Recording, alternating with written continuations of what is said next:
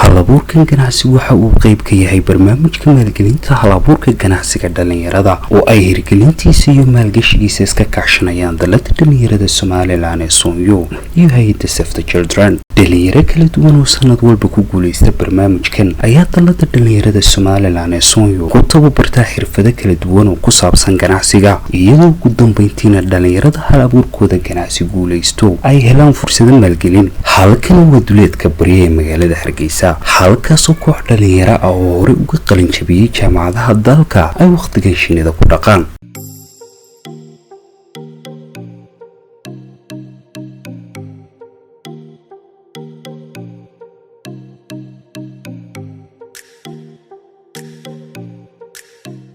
saxaabikeyban waxay ka yimaadeen waa dhalinyaro jaamiciyiin oo dhalinyaradii dalka wax ka bartay, waxayna kamid ahaayeen dhalinyaradii ku tartantay halabuurka ganacsi. waxaan joognaa waa Shiinidii weydinka arkaya. halabuurkana waxa uu muuqdaa halabuur midho dhalay. fikirkii dhalinyaradaasi markay soo bandhigeen hawl iyo dadaal fara badan iyo tacab badan ka bacdi wax uu hirgashay waan maanta soo booqanay ganacsiga loo maalgeliyay, kaasoo sidaad arkaysaan shaqeynaya.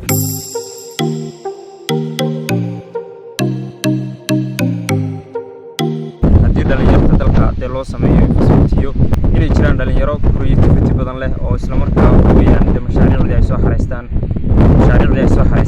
dal weyn ka keeni kara. farxaanow saad ka warqabtay fiilkan aanu ka shaqeynayno iminka agriculture-ka ama shinni dhaqashada, annaga oo cilmigii leh ayaanu aragnay fursad ay soo xayisiisay oo ahaa investment.